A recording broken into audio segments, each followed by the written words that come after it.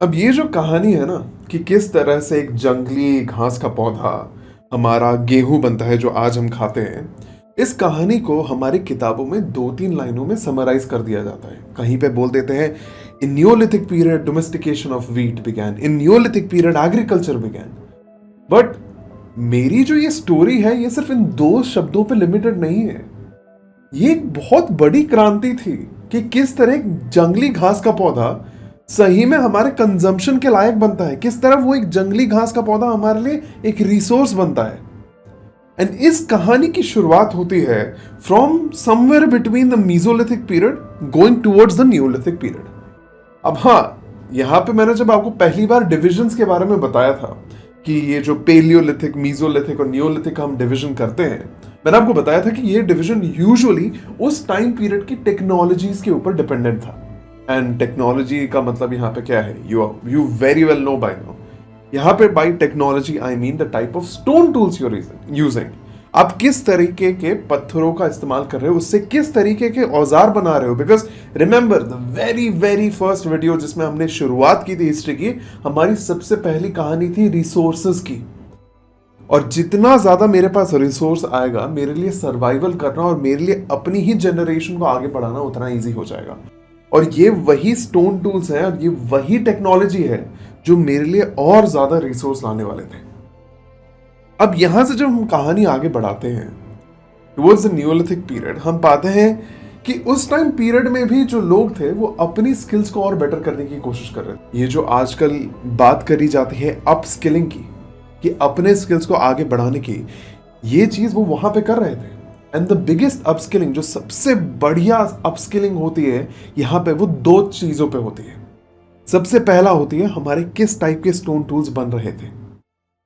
अब यहाँ पे इससे पहले मीजोलिथिक टाइम पीरियड तक जो स्टोन टूल्स बन रहे थे, अगर हमने पेलियोलिथिक से अगर मीजोलिथिक की बात करें, पेलियोलिथिक में हम एक बहुत बड़ा पत्थर इस्तेमाल करते थे। वही हमारे स्विस आर्मी नाइफ की तरह होता था, जो एक ही पत्थर सारा काम करता था। वो कूटने का भी काम करता था, तोड़ने का भी काम करता था, मारने का भी काम करता था। बट धीरे धीरे जब हम आते हैं फ्रॉम एकदम upper Palaeolithic towards lower Palaeolithic and Mesolithic, हम देखते हैं जो स्टोन टूल्स हैं वो और ज्यादा सोफिस्टिकेटेड हो जाते हैं और वो और ज्यादा स्पेसिफिक हो जाते हैं। स्पेसिफिक मतलब जिस काम के लिए मुझे जो टूल चाहिए वो मैं बना रहा हूं। तो जिस टूल से मैं एक एनिमल की स्किनिंग कर रहा हूं, जिससे मैं उसका वूल निकाल सकूं, उसका चमड़ा निकाल सकूं अपने ऊपर पहनने के लिए, वही टूल मैं यूज नहीं करूंगा एक पेड़ को काटने के लिए। उसके लिए मैं एक दूसरा टूल बनाऊंगा। तो ये जो स्पेसिफिकेशन हो रही है, हर काम के लिए एक स्पेसिफिक टूल बनाया जा रहा है, इसकी शुरुआत हो चुकी थी लोअर पेलियोलिथिक पीरियड तक। और फिर वहां से जब हम मीजोलिथिक पीरियड पे आते हैं, हम पाते हैं छोटे छोटे माइक्रो टूल्स, जो छोटे टूल्स थे। और यही माइक्रो टूल्स जो थे वो हमको देने वाले थे आगे की नई टेक्नोलॉजी, जिसकी बात हम करने वाले हैं इस नियोलिथिक पीरियड के अंदर। आजादी का मतलब है स्वतंत्रता, अपने आप को आजाद रखना, किसी के अधीन नहीं रखना। The scheduled cast's leader, Dr. B.R. Ambedkar. Gandhi, Dr. King, dramatized and defined the technique of non-violence, yet he also said that the only alternative to fear is violence. Industry honors India's Prime Minister Nehru. The talks between Indian leaders and members of the cabinet mission Lawrence go into conference with the representatives of princely India. You must plead guilty or not guilty. I'm an Indian and India means everything to me. I'm a part and parcel of India. India is a part of my life.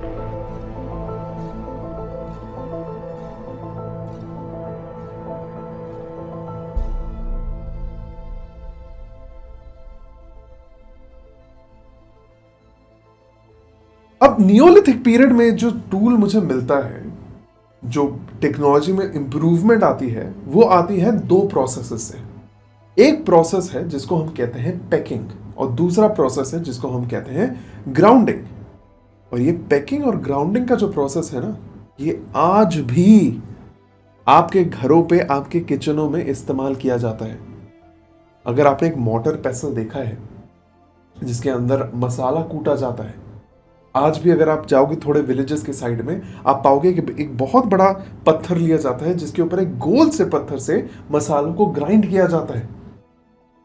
वो tool जो है उसको बनाया कैसे जाता है? कोई सोचो आप खुद, एक बहुत बड़ा पत्थर, स्मूथ पत्थर, उसको बनाते कैसे हैं? तो उसमें पैकिंग और ग्राउंडिंग का इस्तेमाल होता है। पैकिंग क्या होता है? बेसिकली अब के जो पत्थर थे वो उस तरह मीसोलिथिक पीरियड के पत्थर की तरह नहीं थे कि आपने उसको मारा और उसका एक पूरा लेयर निकल आया। नहीं, अब जो पत्थर है ये और भी हार्ड पत्थरों को लिया जा रहा है, जैसे ग्रेनाइट या ग्रेनाइट। अब ग्रेनाइट के जो पत्थर होते हैं वो हार्ड होते हैं, तो उसी के ऊपर अगर आप और भी किसी हार्ड पत्थर से आप मारोगे और मारते रहोगे कंटिन्यूसली, जिस तरह एक वुड पैकर वुड के ऊपर कंटिन्यूसली मारता रहता है, उसी तरह जब आप पैक करते रहोगे, चोंच मारते रहोगे, जिस तरह एक बर्ड चोंच मारता है, आप क्या करोगे? छोटे छोटे पार्टिकल्स को निकालोगे। और ये छोटे छोटे पार्टिकल निकालने के बाद आपका जो पत्थर है आपके एक डिजायर्ड शेप में आ जाएगा कि किस शेप में आप इस पत्थर को चाहते हो। और उसके बाद आप एक और पत्थर लोगे और फिर इसको घिसना शुरू करोगे, इसको पॉलिश करना शुरू करोगे। एंड इस चीज को पॉलिश करते करते करते करते आपके पास एक हार्ड स्टोन टूल होगा जो आपके डिजायर्ड शेप में होगा। एंड अब यहां पे बात आ रही है कि मुझे इतने हार्ड टूल की जरूरत क्या है? Why do I need this tool? और इतना भारी पत्थर जिसको मैं इस तरह शेप कर रहा हूं, इसकी हंटिंग में तो जरूरत नहीं पड़ेगी। And that's where your observation would be correct, because अब के जो मेरे नियोलिथिक पीरियड के लोग हैं, आप खुद सोचो, मैंने आपको बताया था हिस्ट्री में कोई भी चीज अचानक से नहीं होती है। तो इसका मतलब अगर ये लोग ये टूल्स बना रहे हैं तो जरूर इन टूल्स की जरूरत पड़ी होगी।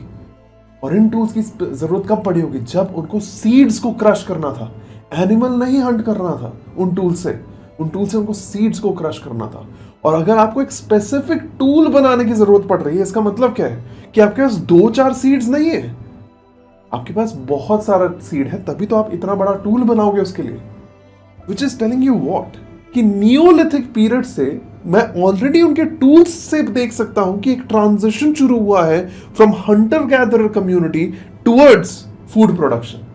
But again the word here is transition. ये एक ट्रांजिशन फेज की तरह गुजरेगा। ऐसा नहीं है कि मीसोलिथिक का जो मेरा टाइम पीरियड है from 10,000 BC to 6,000 BC and Neolithic का जो टाइम पीरियड है which is around 7,000 BC and forward, ये दोनों कोइंसाइड क्यों करते हैं? बिकॉज इन दोनों के बीच में कोई एग्जैक्ट टाइम पीरियड नहीं है जहां पे मैं बोल दूं कि अच्छा अचानक से मीसोलिथिक खत्म हो गया, नियोलिथिक स्टार्ट हो गया। नहीं, जो कल्चर डेवलप हो रहा था, जो लोग यहां पे डेवलप हो रहे थे, वो all over the world around different time इसी पीरियड के आसपास डेवलप हो रहे थे। तो हो सकता है किसी टाइम पीरियड पे एक जगह पे मीसोलिथिक कल्चर डेवलप हो रहा हो, उसी तरह थोड़ा वहां से और कुछ किलोमीटर दूर वहां के लोगों को नियोलिथिक कल्चर मिल गया हो। एंड यहाँ पे again what I mean by this is Neolithic culture का मिलना मतलब इस तरीके के स्टोन टूल्स का इस्तेमाल होना, which is again showing you that यहाँ पे एग्रीकल्चर थोड़ा हायर परसेंटेज में हो रहा है versus in the Mesolithic period. और इसका सबसे बढ़िया एग्जांपल हमारी पिछले वीडियो में था जहां पे हमने भीमबेटका की बात करी थी। हमने देखा था कि जब भीमबेटका की एक्सकवेशन करी गई, मुझे एक ही लेयर के अंदर मीसोलिथिक और नियोलिथिक दोनों के एविडेंसेस मिले हैं। सो हो सकता है ये जो ट्रांजिशन है, ये जो ग्रेजुअल ट्रांजिशन है, धीरे धीरे जो ये ग्रेजुअली ये लोग बदलते जा रहे हैं, अपने फूड सोर्सेस को चेंज करते जा रहे हैं, वो आपको ये दर्शा रहा है कि ये gradual transition over the long period of time हुआ था। Now that was the very first thing जिसकी हमने बात करी। The very first point in Neolithic period is किस तरीके के स्टोन टूल्स का इस्तेमाल होता था। And then similarly the second big thing would be किस तरीके का मेरा लाइफस्टाइल था, बिकॉज ये जो स्टोन टूल्स थे वो किस लाइफस्टाइल के लिए विकसित किए जा रहे थे? एक निर्धारित स्थित लाइफस्टाइल के लिए, एक सेडेंट्री लाइफस्टाइल के लिए। अब आप हंटिंग गैदरिंग कम्युनिटीज जो थी, जो एक जगह से दूसरी जगह अपने खाने की तलाश में भटकती रहती थी, जाती रहती थी, अब वो चीज करने की जरूरत नहीं है क्योंकि आप अपना खाना खुद उगा पा रहे हो, आप अपना खाना खुद बना पा रहे हो। और इसी के साथ साथ हमको और एविडेंस मिलते हैं। मान लीजिए अगर आप एक जगह अपना खाना बना रहे हो, अब ऐसा तो नहीं है अगर आज आप फसल उगाते हो तो उसकी उपज कल ही हो जाएगी, वो कल ही उग जाएगा, ऐसा नहीं है। तो ड्यूरिंग दिस पीरियड आप क्या करने वाले हो, specially during the very beginning, जब आपकी फूड प्रोडक्शन फार्मिंग की कैपेबिलिटी इतनी ज्यादा बड़ी नहीं है, आपको अभी भी हंटिंग गैदरिंग करने की जरूरत पड़ेगी। तो ये है वो ट्रांजिशन, राइट? कि इनिशियली जब मैंने पौधों को लगाया, उनको उगाने के लिए उनके ऊपर पानी डाला, और अब मैं वेट कर रहा हूँ उनके उगने का। ड्यूरिंग दिस टाइम पीरियड मैं कहीं और से चीज़ें गैदर करके ला रहा हूँ, मैं कहीं और से मीट कंजम्पशन के लिए कहीं से हंटिंग करके ला रहा हूँ, बिकॉज यहाँ पे मुझे अभी भी एविडेंसेस मिलते हैं कि जो छोटी छोटी कम्युनिटीज बन रही थी वहाँ पे जो मुझे बोन्स मिले हैं, उन बोन्स के अंदर मुझे वाइल्ड एनिमल्स और डोमेस्टिकेटेड एनिमल्स दोनों के बोन्स मिले हैं, जो वही दर्शा रहे हैं कि हंटिंग अभी भी हो रही है। Now during this time period इसी के इन दोनों चीजों के साथ साथ और भी छोटी छोटी चीजें डेवलप हो रही है। क्या? पॉटरी डेवलप होने लगती है during the Neolithic time period, जिसके बारे में हम अलग से बात करेंगे in a video where we completely trace the timeline of pottery. ये जो painted grey ware, black and red ware, ये सारी चीजें हम करेंगे when we talk about a designated timeline of pottery. So stay tuned, and if you haven't subscribed to the channel, make sure you go ahead and subscribe for videos like those. ना pottery develop हो रही थी, उसी की तरह अगर आप एक जगह फार्मिंग करने वाले थे तो आपके लिए ज्यादा फायदेमंद क्या होगा? जितना ज्यादा लैंड के ऊपर आप फार्मिंग करोगे उतना ज्यादा आप रिसोर्सेज पाओगे। अब एक बड़े लैंड के ऊपर फार्मिंग करने के लिए सिर्फ एक पर्सन के द्वारा वो संभव नहीं होने वाला था। तो अब क्या है, एक सिर्फ आप अकेले सेटल नहीं हो रहे थे, आपके साथ साथ आपकी कम्युनिटी भी एक बन रही थी जो वहीं पे सेटल हो रही थी, और जो इस प्लांट की रखवाली करने वाली थी, इसको उगाने वाली थी और इसको आगे जाके और हार्वेस्ट करने वाली थी। तो छोटे छोटे सेल्फ सफिशिएंट विलेजेस बनने लगे थे, एक सॉर्ट ऑफ कम्युनिटी बनने लगा था। एंड इस कम्युनिटी के बनने के चलते क्या हो रहा था, जो चीज हमने देखी थी right from the Mesolithic period, जो हमने बात करी थी भिमबेटका के अंदर भी, कि एक जेंडर बेस्ड डिवीजन आ रहा था सोसाइटी के अंदर। देखो भिमबेटका केव्स के अंदर हमने ऑलरेडी देखा था कि किस तरह ह्यूमंस की जो पेंटिंग्स हैं उसमें से मेजर पार्ट अराउंड 2300 पेंटिंग्स में से अराउंड 2076 मेल पेंटिंग्स हैं और सिर्फ 71 पेंटिंग्स हैं जो फीमेल्स की हैं। तो इसमें आपको वो ऑलरेडी डिवीजन दिख रहा है जहां पे मेन हंटर्स जो होते थे वो मेल होते थे और जो गैदरर्स होते थे वो फीमेल होते थे। वो डिवीजन यहां से और बढ़ने वाला है, क्योंकि अब ये सेडेंट्री लाइफस्टाइल के अंदर, एक स्थित सेटल्ड लाइफस्टाइल के अंदर, जो हमारे मेल हैं उनका एक अलग काम होने वाला था और फीमेल जो है उनका एक अलग काम होने वाला था, जिसके बारे में हम आगे जाके और बात करेंगे। नाउ ये जो वर्ड है नियोलिथिक रेवोल्यूशन का, जो बेसिकली एग्रीकल्चर के आगमन को दर्शाता है, ये वर्ड दिया गया था बाय वी गॉर्डन चाइल्ड, जिन्होंने बोला था ये हमारे लिए क्रांति इसलिए है क्योंकि पहली बार जो ये रिसोर्सेज की बात करी थी ना, अब ये रिसोर्स हमारे लिए एक लिमिटेड फैक्टर नहीं होने वाला था, अब ये हमारे लिए कैटलिस्ट होने वाला था एवोल्यूशन का, and that is why this was a revolution.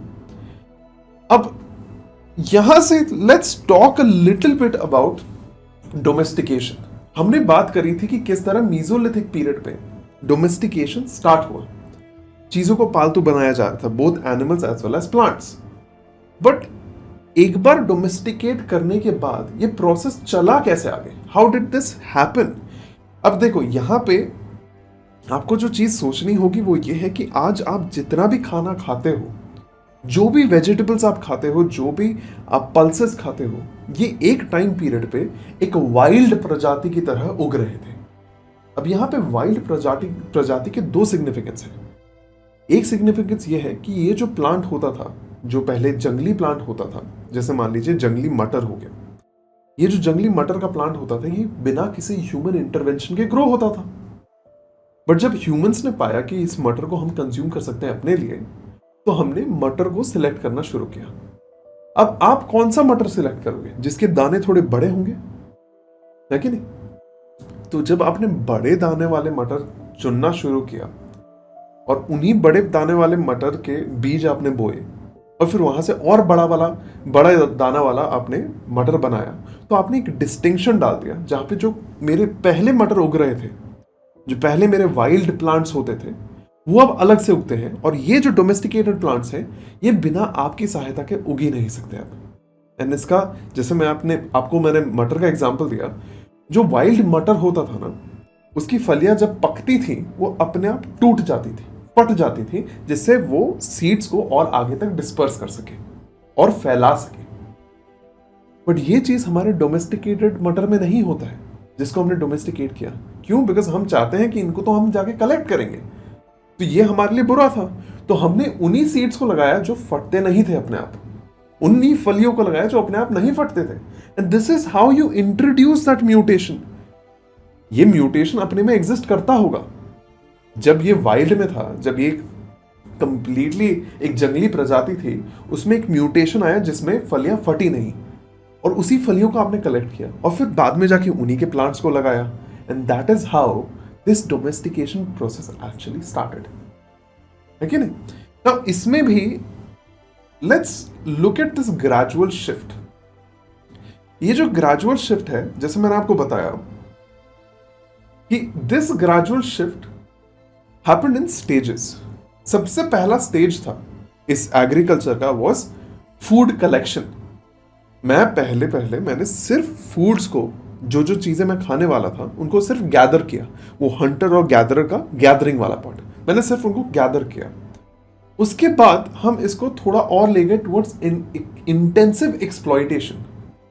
पहले मैं सब कुछ गैदर कर रहा था, अब सब कुछ गैदर करने के बाद मैंने सारी चीजों को टेस्ट किया। कुछ चीजें बहुत ज्यादा कड़वी लग रही थी, कुछ चीजें खाई नहीं जा रही थी, कुछ चीजें खाई जा रही थी। जो चीजें खाई जा रही थी मैंने उसको नोटिस किया, और उसके बाद मैं नेक्स्ट स्टेज पे गया, which is the intensive exploitation stage. अब ये जो इंटेंसिव एक्सप्लॉयटेशन स्टेज है, इसमें आपने क्या किया? आपने सिर्फ उन्हीं प्लांट्स को गैदर किया जिनका टेस्ट अच्छा था, जिनको गैदर करना इजी था आपके लिए, और जो आपके आसपास नेचुरली ग्रो हो रहे थे। यहां पे आपने वो सिलेक्शन डाल दी, है कि नहीं? एंड देन यहां से next stage was the early और इंसिपिएंट एग्रीकल्चर स्टेज। एकदम अर्ली स्टेज जहां पे आपने इन चुने हुए चुनिंदा प्लांट्स को नॉर्मली लगाना शुरू किया, अपने आसपास उगाना शुरू किया। And then finally comes the developed agriculture stage. Developed agriculture stage के अंदर आपने क्या किया? आपने प्रॉपर मिट्टी के अंदर आपने मिट्टी को खोदा, वहां पे इनको डाला, फिर इनको वाटरिंग की, आपने इनको वीड्स से बचाया और प्रॉपर एग्रीकल्चर स्टार्ट किया।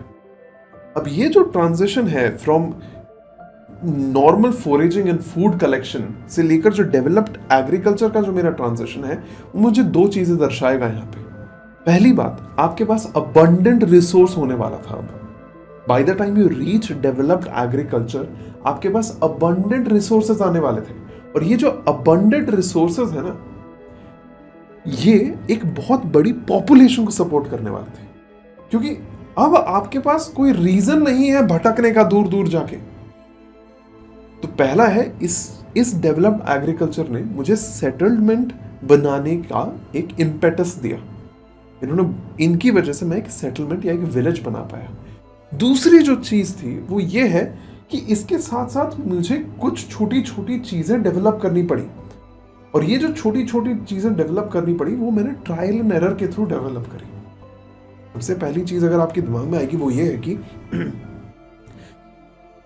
अगर आप सोचोगे, कोई भी अगर आप एक सीड्स लेते हो, कोई भी बंच ऑफ सीड्स लेते हो और उसके अंदर मॉइस्चर अगर लग जाता है, पानी अगर लग जाता है, तो उसके ऊपर कीड़े पड़ने के चांसेस थे या उसके सड़ने के चांसेस होते थे। तो फिर आपको इसका सोल्यूशन निकालना पड़ा, और इसका सोल्यूशन आपने क्या निकाला कि अगर मैं इन बीजों को रोस्ट कर दूं, आग में थोड़ी देर पका दूं, तो इनकी लॉन्जेविटी बढ़ जाती है। सिमिलरली इतनी जो मैं उपज कर रहा हूं, ये जो डेवलप्ड एग्रीकल्चर स्टेज में जो इतनी चीजें मैं बना रहा हूं, इसको कहीं पे तो स्टोर करना पड़ेगा। अब जो पहले क्या होता था कि आपने एक बार खाने को लगाया, अगर आपने एग्रीकल्चर स्टार्ट किया तो उसको उसके हार्वेस्टिंग पीरियड तक आपको कहीं से अपने लिए खाना लाने की जरूरत पड़ रही थी। बट अब जब आप एक लार्ज मात्रा में एग्रीकल्चर कर रहे हो, तो अब आपको इस पीरियड में कहीं हंटिंग करने की जरूरत नहीं है, बस आपको अपना जो खाना है उसको स्टोर करना है। तो आपको स्टोरेज पिट्स बनाने की जरूरत पड़ी। उसी तरह इस खाने को और इजीली प्रोसेस करने की जरूरत आई, है कि नहीं? जहां पे पहली बार आपने आग, पानी और जो गेहूं है उसका एक इंटरैक्शन बनाने की कोशिश की, आपने गेहूं को बेक करने की कोशिश करी। अब इसी टाइम पीरियड में आप ये भी देख रहे थे कि जहां जहां जंगली घास ज्यादा उगता है आपके फसल के साथ, वहां पे आपकी फसल की उपज कम होती है। तो आपने इन जंगली प्लांट्स को हटाना शुरू किया, आपने वीडिंग करनी शुरू करी। तो ये सारी चीजें आप डेवलप कर रहे थे अपने साथ साथ। So settled population was developing, and उसी के साथ साथ एक नई टेक्नोलॉजी डेवलप हो रही थी ऑफ एग्रीकल्चर इटसेल्फ। और ये दोनों चीजें मेरा ये ट्रांजिशन दिखा रही है, इस एग्रीकल्चर का ट्रांजिशन दिखा रही है। अब यहाँ पे एक और चीज जो हम पाते हैं वो ये है कि पहले हम जिस तरह से उन्हीं प्लांट्स का सिलेक्शन कर रहे थे जिनसे हमको अच्छा खाना मिल रहा था, उसी चीज को अब हमने 10 टाइम्स और बढ़ा दिया। हमने एक फोर्सफुल एवोल्यूशन इंट्रोड्यूस कर दिया इन प्लांट्स के अंदर, जहां पे हम बार बार उन्हीं म्यूटेशंस को उगा रहे हैं, उन्हीं जेनेटिकल चेंजेस को उगा रहे हैं जो हमारे लिए बहुत ज्यादा लाभदायी है। इसकी वजह से क्या हो रहा है, जो प्लांट है वो खुद चेंज हो रहा है, और ये जो चेंज है ये हमारे लिए बहुत ज्यादा इंपॉर्टेंट चेंज था। अब इसमें से जैसे मैंने आपको इससे पहले मटर का एग्जाम्पल दिया था, उसी तरह एक एग्जाम्पल है भुट्टे का या कॉर्न का। जो जंगली कॉर्न होता है, जंगली कॉर्न का पौधा बहुत छोटा होता है, उसका जो मेन फ्रूट होता है वो बहुत छोटा होता है। जबकि आज के जो आप भुट्टे देखते हो, इतने बड़े बड़े भुट्टे मिलते हैं जहाँ पे जिसके ऊपर बहुत सारे दाने होते हैं। और ये भी वहीं से आया था कि आपने उन्हीं प्लांट्स को लिया, उसी भुट्टे को आपने ग्रो करना शुरू किया जिसमें ज्यादा उसकी फलियां थी। अब ये करते करते करते करते आपने इस प्लांट को ये बताया थ्रू एवोल्यूशन कि मुझे वही प्लांट ग्रो करना है जिसका जो एडिबल पार्ट है वो बहुत बड़ा है, और उसी वजह से आपने ये फोर्सफुल म्यूटेशन इंट्रोड्यूस कर दिया। और बात सिर्फ कितना बड़ा मेरा वो एडिबल पार्ट है वो भी नहीं है, सिर्फ वो इंपॉर्टेंट चीज नहीं थी। एक और इंपॉर्टेंट जो चीज यहां पे ऐड होती है वो है टेस्ट की। देखो, इस टाइम पीरियड पे आप एक ट्रायल एंड एरर के प्रोसेस पे हो, जहां पे आप हर चीज खा रहे हो, हर चीज टेस्ट कर रहे हो, हर चीज देख रहे हो। और प्लीज यहां पे याद रखना, ये जो चेंजेस हो रहे हैं ना, ये through out thousands of year हो रहे हैं। ऐसा नहीं है कि आपने आज ही खाया, कल फसल उगाई, परसों फसल उग गई। अब ये सब कुछ trial and error, trial and error, trial and error चल रहा है। तो इसमें जो दूसरी बात मैंने आपको बताई वो है टेस्ट की। किस तरह जितना अच्छा टेस्ट होगा किसी चीज का, आप उसको उतना ही ज्यादा उगाओगे। बिकॉज उस टाइम पीरियड पे कोई चीज अगर बुरी टेस्ट करती थी, उसका मतलब या तो ये होता था कि वो न्यूट्रिशियस नहीं है या वो पॉइजनस है। तो इसी वजह से आपने उन्हीं प्लांट्स का सिलेक्शन किया जो आपके लिए टेस्ट में और अच्छे थे। तो टेस्ट में अच्छा होना और उसका एडिबल पार्ट बड़ा होना बेसिकली आपको यही दर्शा रहा था कि आज जो वाइल्ड में आलमंड्स उगते हैं या सीम के पौधे उगते हैं या वाटरमेलन, कैबेज, पोटैटोज, ये एक टाइम पे पॉइजनस छोटे छोटे प्लांट्स हुआ करते थे। बट किसी म्यूटेशन के कारण वो जो एक पौधा बना जिसमें टेस्ट अच्छा आया और उसका एडिबल पार्ट और बड़ा आया, उसी को मैंने सिलेक्शन करते हुए बढ़ा दिया, उसी का मैंने सिलेक्शन करते हुए बढ़ाया। और ये सिर्फ खाने की चीजों से रिलेटेड नहीं है, this is also related to plants जिससे हम फाइबर बनाते थे। फाइबर जैसे कि हेम्प हो गया, या इफ वी टेक फ्लैक्स, जो नेचुरल फाइबर बनता था उसमें भी फाइबर कहां से आता था, उनके स्टेम से आता था। तो आपने उन प्लांट्स को सिलेक्ट करना शुरू किया जिसके स्टेम यूजुअली और ज्यादा लंबे होते थे, और उन्हीं स्टेम्स से आपने उन प्लांट्स को उगाना शुरू किया। फॉर एग्जाम्पल हेम्प का एग्जाम्पल लेते हैं। हेम्प कैसे बनता है अगर मैं आपको इस वीडियो में दर्शाऊं, हेम्प एक बहुत लंबा प्लांट होता है और उसके ऊपर जो उसका स्टेम होता है वो बहुत फाइबरस होता है। तो इसको नेचुरली जब प्रोसेस किया जाता है, आप इसको सुखाते हो, और सुखाने के बाद इसके अंदर का जो वुड पोर्शन है और उसके ऊपर का जो आउटर लेयर है which is the fibre portion, आपको वुड पोर्शन से इस फाइबर पोर्शन को अलग करना होता है। और फिर इस फाइबर पोर्शन को आप प्रोसेस करके इससे रोप्स बनाते थे। बिकॉज रिमेंबर, ये जो प्लांट्स का इस्तेमाल हो रहा है अभी रोप्स बनाने के लिए, जिससे आप चीज़ों को कैरी कर सको, चीज़ों को बांध सको, अपने शेल्टर्स बना सको, यही रोप आगे जाके मेरे लिए पतले पतले धागे बनेंगे, और इसी पतले पतले धागों से मेरे पास प्रॉपर सिली हुई क्लोथिंग मिलेगी। देखो, क्लोथिंग की जो हिस्ट्री है ना, वो बहुत पुरानी है। वो करीबन 7,80,000 साल पुरानी है, जब हमको पहले पहले एविडेंस मिले थे कि ह्यूमंस जो है अपने आप को कवर कर रहे हैं।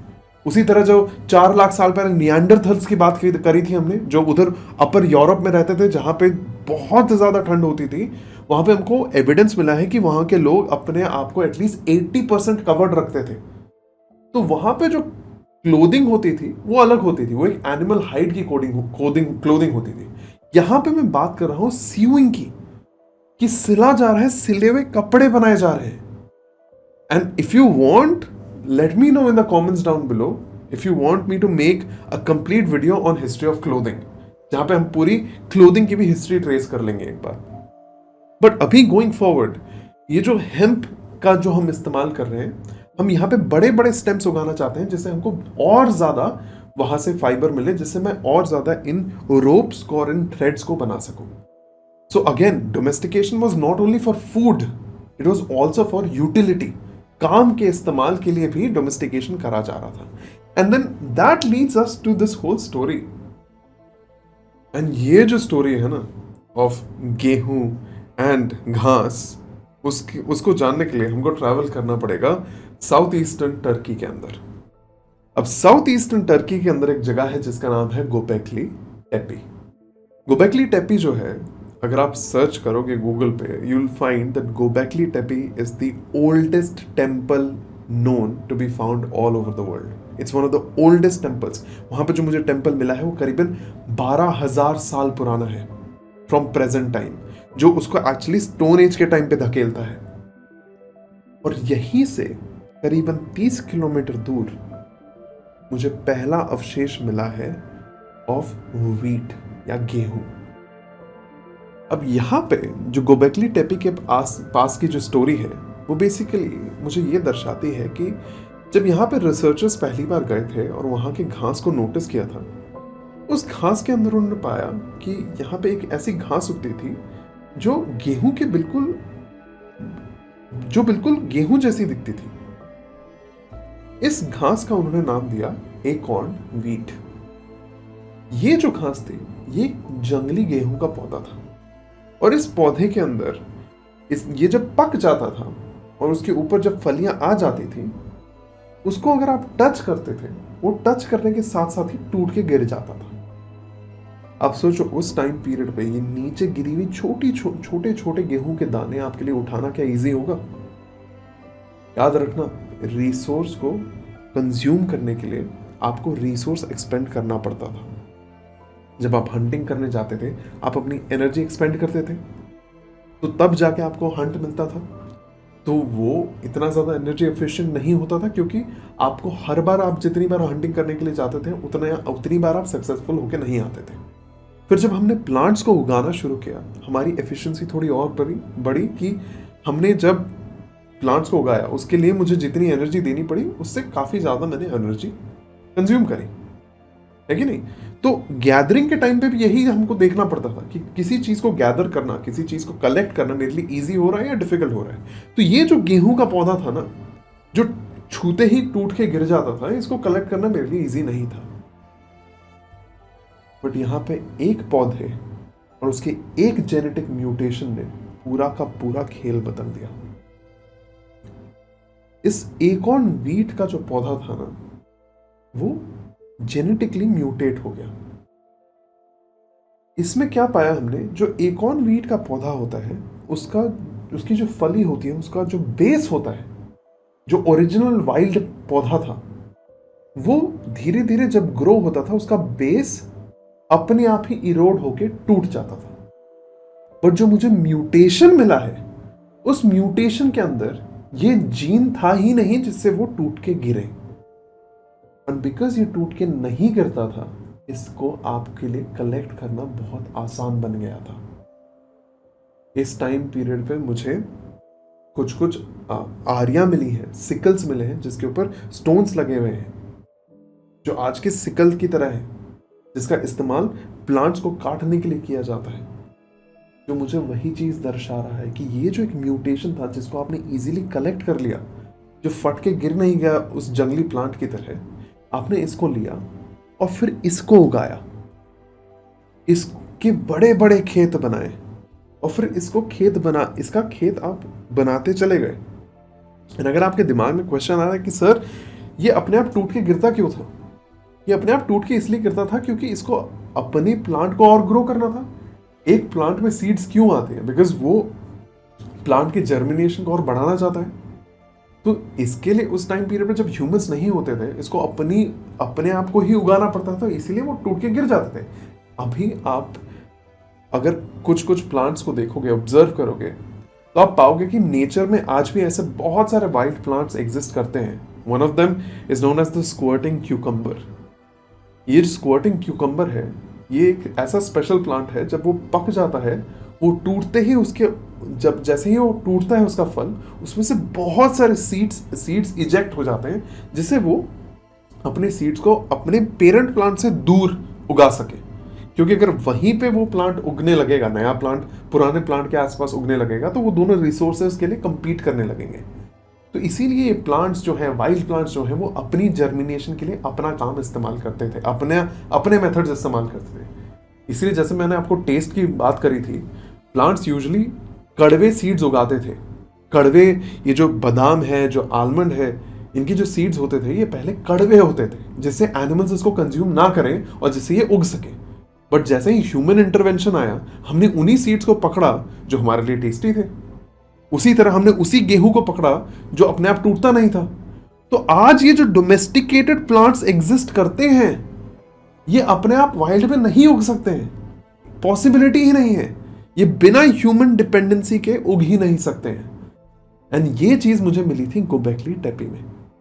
इस गोबेकली टेपी के अंदर अराउंड 10,000 ईयर्स अगो हमको जब ये म्यूटेशन स्पॉट होता है, तब हम कहते हैं कि एग्रीकल्चर सही में शुरू होता है. For the first time agriculture begins. यही वो स्टोरी है जो 2 लाइन में आपकी हिस्ट्री बुक में समराइज कर दी जाती है. That Neolithic period marks the beginning of agriculture. Neolithic period marks the domestication, marks the settled lifestyle. But अब आज आपको ये चीज क्लियर हो चुकी है कि ये प्रोसेस हुआ कैसे था. The first thing was development of better stone tools. Better stone tools की वजह से better production of food. Better production of food की वजह से developing technologies to store food and consume food. उस फूड को स्टोर करना. एंड इन सारी चीजों की वजह से एक नया प्लांट का सिलेक्शन करना, जिसको आप और ज्यादा ग्रो कर पाओगे. And that's where agriculture begins, and that's where Neolithic period begins. So, I hope यहाँ से आपके लिए ये स्टोरी और ज़्यादा क्लियर हो चुकी है. And if you're liking this, stay tuned, because अगली क्लास में हम बात करने वाले हैं कि ये नियोलिथिक पीरियड स्पेसिफिकली इंडिया में कैसे डेवलप हुआ और हमने क्या क्या चेंजेस इंडिया के अंदर देखी. एंड उसके बाद you know where we are going to go, right? We'll be touching the shores of Harappa. So again, thank you so much for watching. अगर आपको कोई भी डाउट है इस वीडियो से related, don't hesitate to comment down below and ask whatever questions you have. Because देखो, these are the places where you and I are interacting and understanding history. आप यहाँ पे आ रहे हो to understand history. So जितने questions आप पूछ सकते हो पूछो, and I will address them in the next video, or I'll be there in the comments as well. So don't forget about it. If you like the video, don't forget to press the like button. Don't forget to share it with your friends and whosoever. देखो, ये जो videos हैं, ये specifically UPSC की बात नहीं है, because this is more about you understanding history, right? So the more and more understanding of history you have, the better you'll perform in any examination. So, thank you so much for watching. My name is Arnab Pati. You're watching Arnab Teaches, and I will see you in the next video. Bye-bye.